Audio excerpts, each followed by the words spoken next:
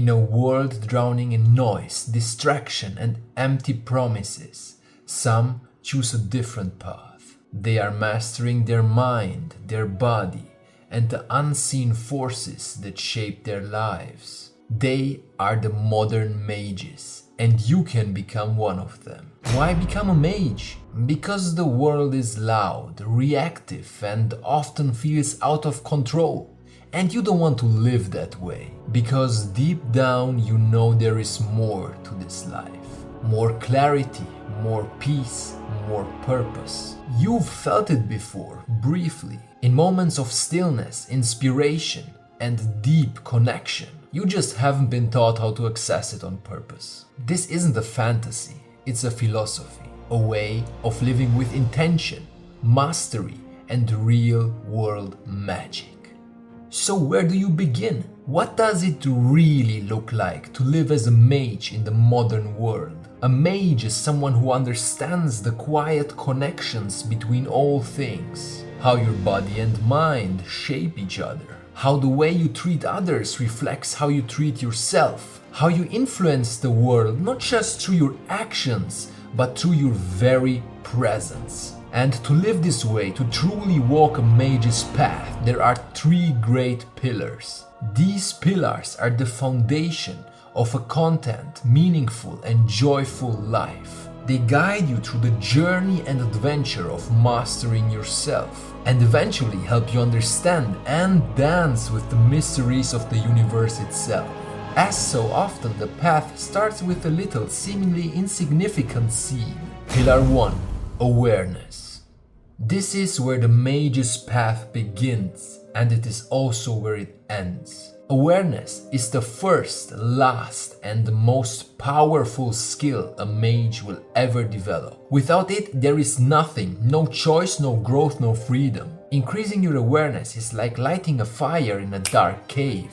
The cave is your life. And without light, you stumble blindly through it, repeating old patterns trapped by fears you can't even see. But with awareness, suddenly the walls become visible. Hidden pathways appear, new opportunities you couldn't see before. You begin to understand why you feel the way you do and why you act the way you do. And with that clarity, you gain something powerful. The ability to choose differently. Some might even call it a form of freedom. Imagine you're in the middle of a heated argument. Without awareness, emotions hijack you. You react impulsively, say things you regret, and damage the relationship. But with awareness, you notice the rising heat in your chest. You catch the sharpness of your thoughts before the words escape. And in that space, you breathe.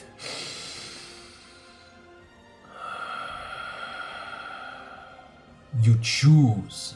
You speak to calm, not to attack. You preserve the relationship and guide the conversation to resolution, not chaos. This is the hidden magic of awareness. And when you develop this skill, people trust you without even knowing why. Because you see them in ways others don't. You connect beyond words in the quiet language of presence. So how do you train awareness in everyday life? Awareness isn't something you develop all at once. It's a practice. Start small. Throughout the day, gently ask yourself, what's really happening right now? In your body, in your mind, and in the space around you.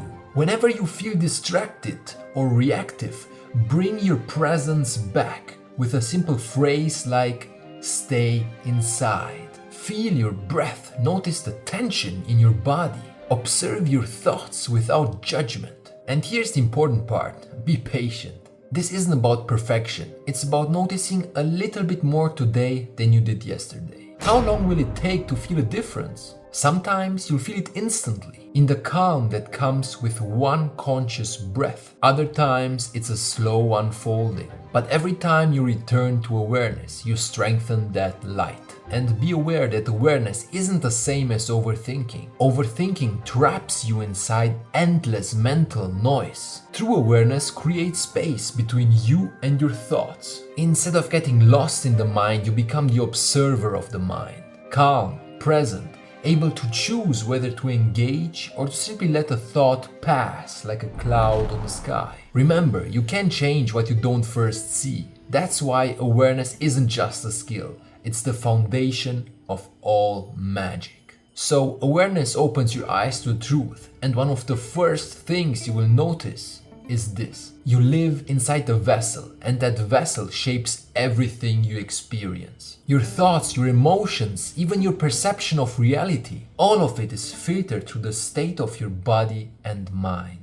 And so the mage turns their awareness inward for the second pillar. Pillar 2. Mastery of the vessel. The mage knows a simple yet powerful truth. Your body and mind are not separate from life. They are life, unfolding moment by moment. This vessel is the instrument through which you experience life, shape reality, and express your magic. If it's neglected, everything becomes harder. But when it's clean, strong, and sharp, the entire world opens to you. Train the body. Your body is your first home, your gate, your temple. It carries your energy, your emotions, and your presence into the world. You don't need to become a hardened warrior, but you should become capable. Move often, start small if you must. Even 10 minutes of daily movement begins to clear the fog. Strengthen your muscles, stretch your limits. Stay flexible and adaptable. Run, climb, swim, lift, dance. Whatever makes you feel alive. A strong body isn't about perfection. It's about building the capacity to fully experience and interact with life. Calm the mind. A chaotic mind will sabotage even the strongest body. That's why the mage also trains the mind through meditation, reflection, and stillness. Start with just a few quiet minutes each day. You don't need to silence the mind, simply watch it. Learn to observe your thoughts instead of being ruled by them. Practice silence. This creates space for clarity. Now, we have the body, we have the mind, but there is still something missing. A force so subtle, most ignore it. And yet, it shapes every thought you have, every feeling you experience, and every move you make. It's always with you, rising and falling. Whether you notice it or not, it is the breath. Breath is far more than a biological function. It's the gateway to energy, the connection between the seen and the unseen, the material and the spiritual. Breath is one of the only functions that is both automatic and conscious. You can let it flow unconsciously, or you can take control of it. Through this simple act, you stand at the doorway between intention and instinct, between survival and transcendence. Every breath you take is a reminder of life's great rhythms. Inhale, expansion. Exhale, release. Like the ocean's tides and the turning of the seasons, you are part of these larger cycles. Master the breath and you don't just calm the mind. You begin to feel the connection to these vast, unseen forces that flow through everything. Most people live disconnected from this truth. They breathe shallowly, trapped in survival mode, unaware that their breath shapes their emotions, their actions, their everything. But the mage learns. With every breath, you draw energy from the outside world and transform it into thought, action, and creation. You literally transform invisible air into the energy that powers your body, fuels your passions, and drives your will to create. In this way, breath is your first act of creation. Before any word is spoken, before any action is taken. This is why breath is not just a tool for calm, it's a portal to the fabric of existence. And through it, the mage becomes a conscious co-creator of reality itself. Pillar of creation. Once the first two pillars are set, the mage faces a new question. How do they bring this inner mastery into the outer world? A mage may aim high, envision great things, practice powerful skills, but they also understand a very humbling lesson. They are just one small wheel in a vast, intricate clockwork. The world does not bend to their will alone. And so the mage learns to walk the fine line between control and surrender. To create with clear intention, but also to recognize that they never create alone. Take something as ordinary as preparing a meal. Let's say you want to cook rice and chicken. Think about it. You can't cook rice and chicken if you don't have rice and chicken. You didn't invent those ingredients, you acquired them. Even before that, someone planted the rice, tended the fields. The chicken hatched and was raised by unseen hands. And even when you have the ingredients, who taught you how to cook? Did you discover the perfect sauce by accident? Did the chicken come out perfectly cooked by sheer coincidence? And when you finally sit down to eat, can you really say, I made dinner? Did you really create that moment entirely on your own? Or was it the result of countless people, processes, and unseen forces working together with you? This is the truth of creation at every level. Whether you're making art, building relationships, starting a business, or shaping your life, you never create alone. The world creates with you.